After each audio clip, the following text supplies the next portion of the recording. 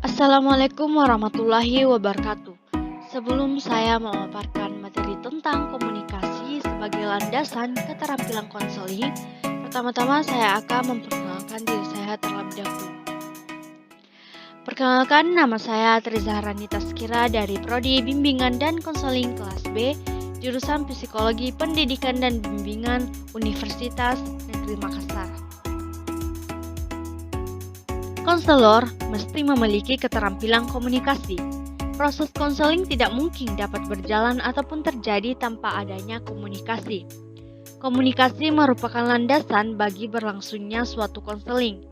Konseling pada dasarnya melibatkan komunikasi antara dua pihak, yaitu konselor dan konseli yang berlangsung dalam situasi konseling.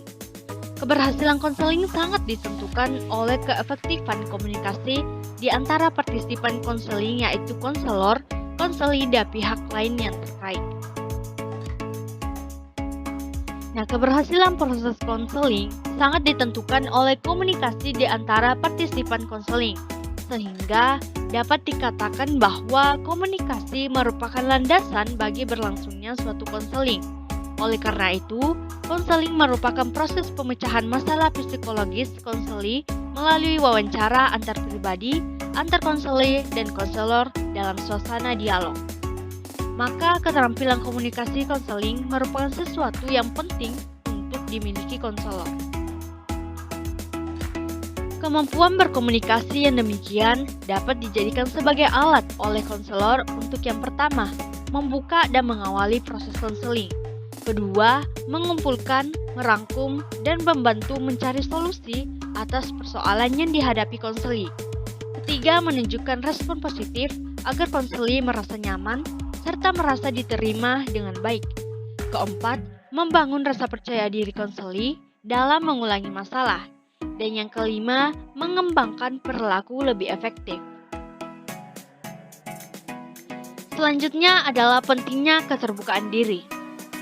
Keterbukaan diri adalah mengungkapkan reaksi atau tanggapan kita terhadap situasi yang sedang kita hadapi, serta memberikan informasi tentang masa lalu yang relevan atau yang berguna untuk memahami tanggapan kita di masa kini.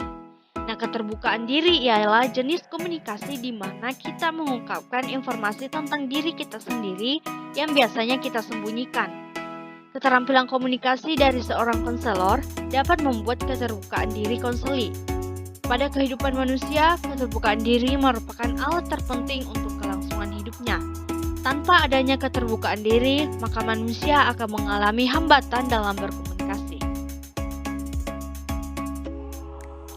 Nah, ada 7 tahapan yang bisa dilakukan konselor dalam memecahkan masalah, yaitu yang pertama, menjajangi masalah. Yaitu tahapan di mana melalui dialog antara konselor dan siswa menetapkan masalah yang dihadapi. Kedua, memahami masalah, yaitu tahap lebih lanjut untuk mempertegas masalah yang sesungguhnya beserta aspek-aspek yang terkait seperti latar belakang, alasan, tujuan, sumber-sumber terkait, dan sebagainya. Ketiga, membatasi masalah, yaitu tahapan untuk bersama-sama menetapkan batas-batas masalah, baik dari dimensi waktu maupun ruang, serta sumber-sumber daya penunjangnya. Ketiga, menjabarkan alternatif, yaitu konselor dan siswa bersama-sama melakukan curhat pendapat atau brainstorming untuk menjabarkan berbagai alternatif kemungkinan pemecahan masalah. Kelima, mengevaluasi alternatif, yaitu menilai setiap alternatif yang telah dikembangkan dalam tahap 4 di atas. Setiap alternatif dievaluasi satu persatu dilihat dari kekuatan, kelemahan, peluang, sumber daya, dan prioritasnya.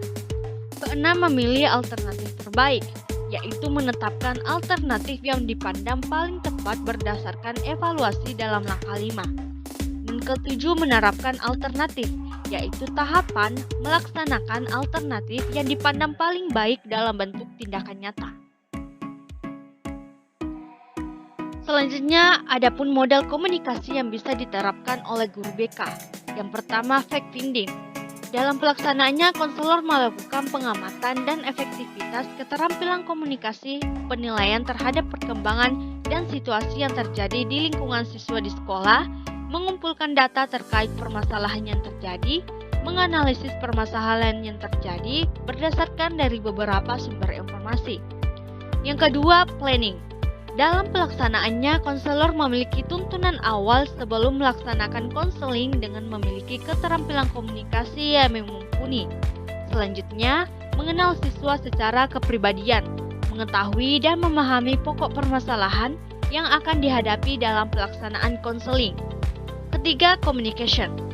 Dalam pelaksanaannya dilakukan berdasarkan dari beberapa keterampilan komunikasi konselor, yakni attending, empati, bertanya, merangkumkan, dan bersifat jujur dan terbuka. Dan yang terakhir, evaluation. Dilaksanakan dengan menerapkan penerapan alternatif, memilih alternatif terbaik, mengevaluasi alternatif, dan menjabarkan alternatif. Baiklah, itulah pemaparan dari saya. Mohon maaf apabila ada kata salah ucap dari pemaparan saya tadi. Saya akhiri. Wassalamualaikum warahmatullahi wabarakatuh.